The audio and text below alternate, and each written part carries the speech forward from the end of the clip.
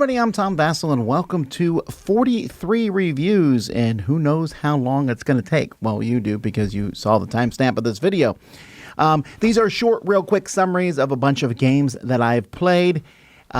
Most of these games, this is not the only time I'll mention them. I've either already reviewed them, we've given a full review to them, or they've showed in one of my short review combos that I've done. We try to give every game a fair shake, but I'm going to have a lot of different opinions here, so let's get started now.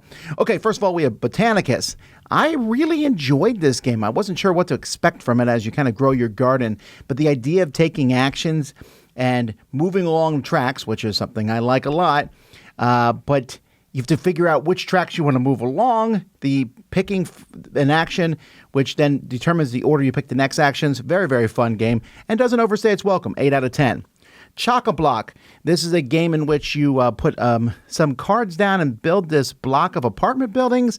It just feels too restrictive and didn't really enjoy it. 5 out of 10. Civolution. This game is huge. It's a table hog. It has 22 different actions that you can take on your turn, or maybe more than that. There's a lot of actions, and each action can be upgraded twice. It's a Stefan Feld game of point-sality civilization building, and I think it's fantastic. I really like it. I don't think I would play it with more than 3. 2 seems to be the sweet spot for it, as many civilization games are. Like it a lot. 8.5, possibly a 9. Contrarium. This is a game where you just tell me the opposite of something. Like, hey, what's the opposite of a church? You know, it's not, and then you guess, and there's a card that gives you what other people have said. A lot of yelling in this one. I think I'm the only person at Dice Tower who likes it, but 7 out of 10. Dama. This is like an old version of checkers, sort of, that's been done. It's a very pretty and nice, which is the only reason it gets a 5 rather than lower. It's okay. Dead Cells. So Dead Cells is an interesting game. I like it a lot.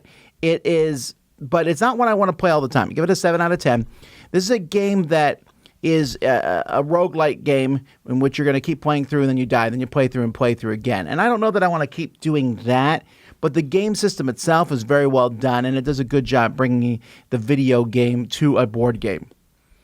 Diatoms. This is based on microscopic mosaic. I didn't know this was even a thing. Making mosaics with microscopes, but it's very abstract. You're drafting these little shapes and putting them in your kind of grid in front of you. It's a kind of a unique system on how it's set up, and then it scores in many different ways.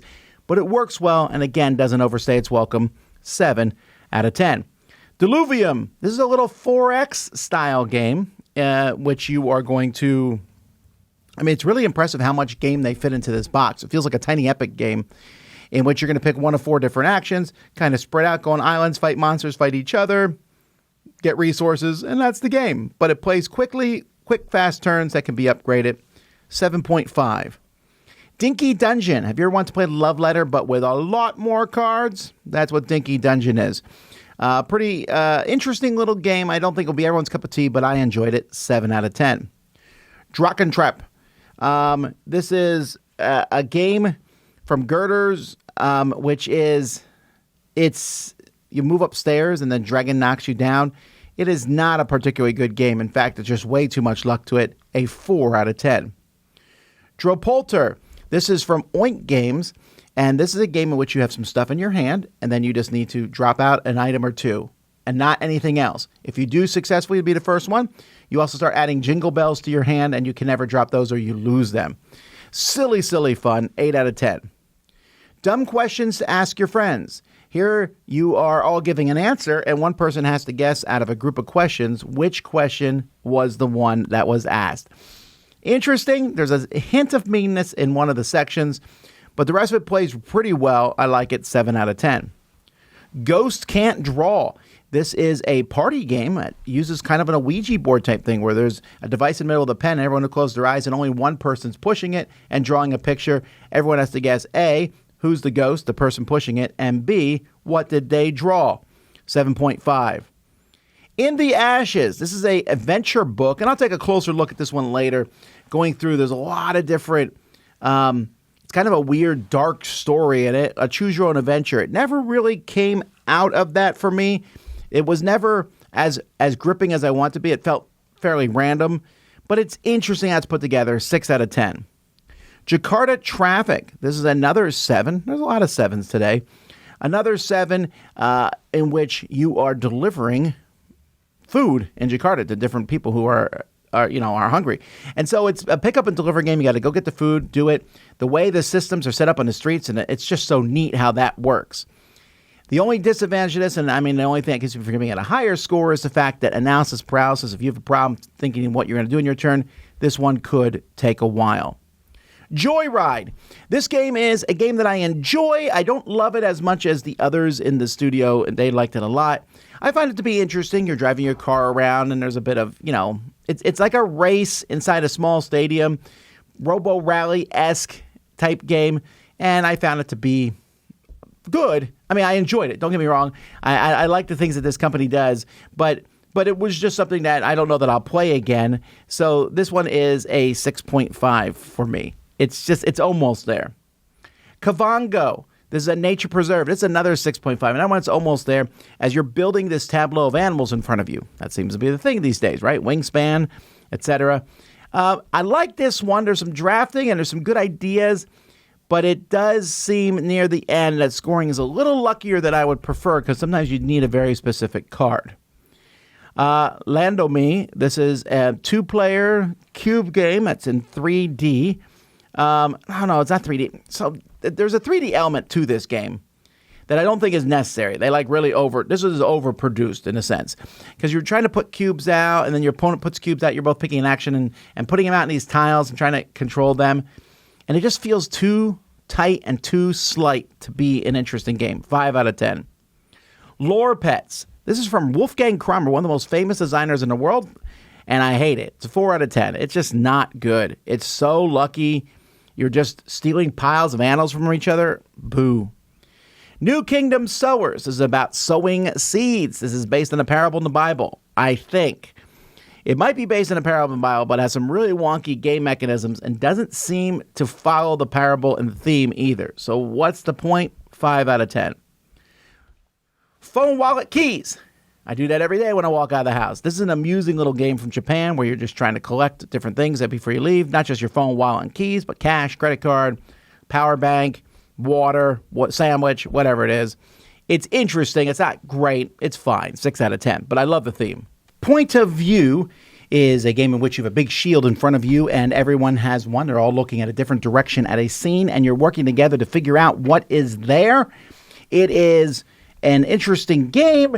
There's a lot of communication required.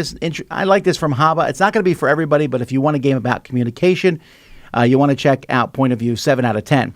Portal Block is probably the worst game I played this year. There is roll and move. There is random die rolling. There's cubes, and there's so much of this game that I hate every part of it. I really do. It's the person who played it, made it, I'm assuming has never played any modern board games and just only took the worst parts of old board games. It's just a mess. 1 out of 10. Quartz, the dice game. I'm already kind of okay on Quartz, the kind of push your luck style game. Turning it to a dice game actually made it worse. It's way too long. It's way too lucky. There's Take That. It's Yahtzee, but just too much meh in it. 5 out of 10. Rafter 7 is another oink game here. It's a dexterity style game in which you are putting, you're stacking these little funny dudes on like planks on top of this raft. It is a great little dexterity game in a small package. I'm just amused by it. I mean, it's kind of one note, but it's fun. 7 out of 10. Refuge is a bag pulling game, a pool game where you have these tiles in a bag, you pull them out, walk down this nature walk. I love this style game.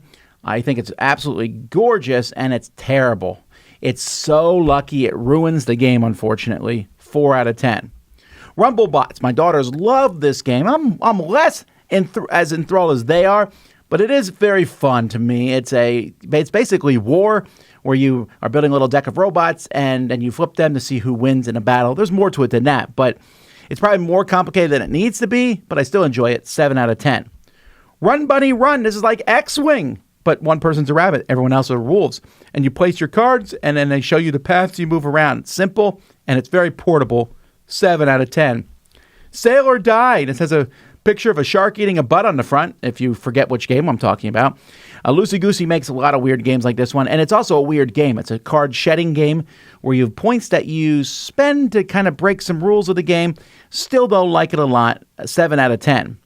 Sausage Sizzle is a new remake of a game that's been out for a while. The last time I played it was a Brazilian version called AERO, Arrow.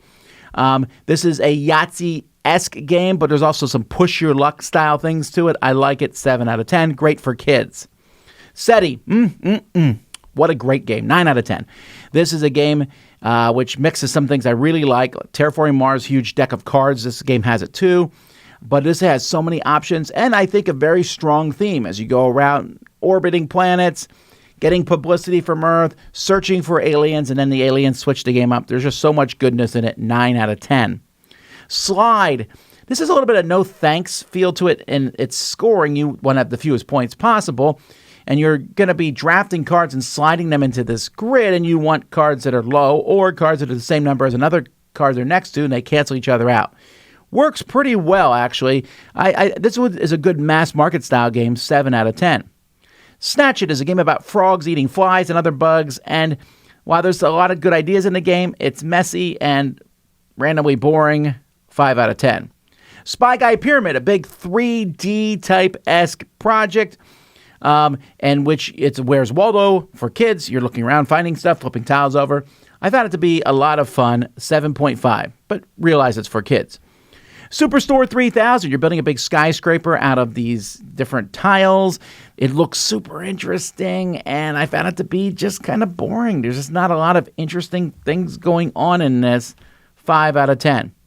Takenokolor, also a 5 out of 10. Takenoko, with an extra lore at the end, I suppose. You have these markers that you'll color these books with, or your page with, and you roll them and draft them, which has already been done by Rainer Knizia. But this also... It just didn't feel, it was just really, really boring. And roll and writes already have to overcome that as it is. 5 out of 10.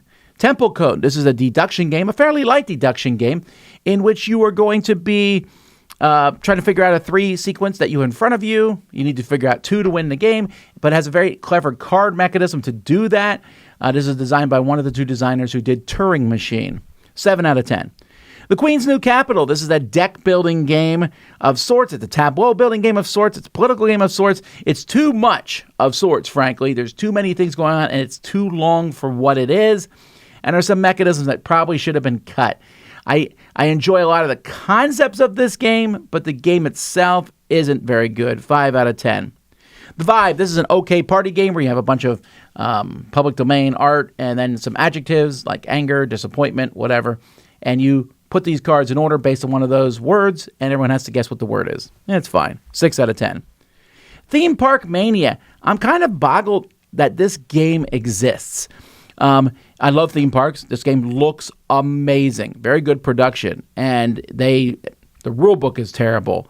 The game has some really weird mechanisms of, like, you have to buy an engineer, for example. You have to have one. So you have different actions you can pick in turn. One of them's buy an engineer, and you have to do it. Everyone has to do it. So give everyone an engineer to start with. Just really weird stuff like that. Not a good game at all. 3 out of 10. Tidal Blades 2, on the other hand, a great little game. Not little, it's big.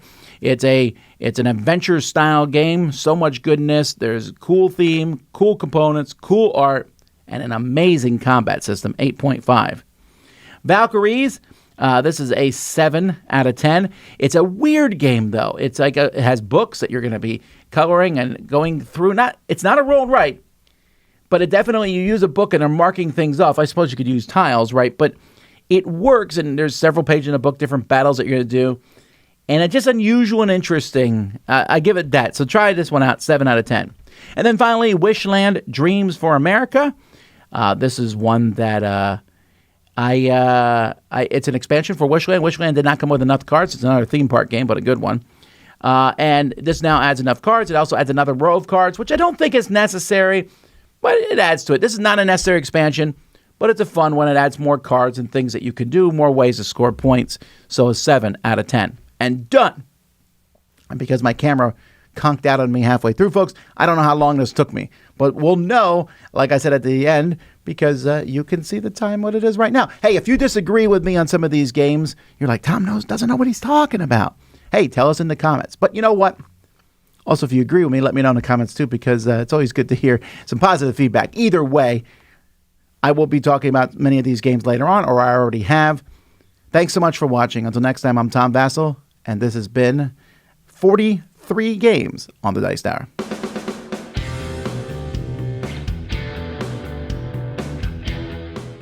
Hey everybody, thanks for watching another video from the Dice Tower. Hey, you want to learn more about us, communicate with us? We have a Facebook group, we have a Discord channel, lots of different ways to get involved with the Dice Tower. You can find that in our Linktree link below. So just click that, it will take you, and you can communicate with us on Facebook, join our Facebook groups. There's lots of cool things that you can find and become part of the Dice Tower. Thanks so much for watching. I'm Tom Vasel.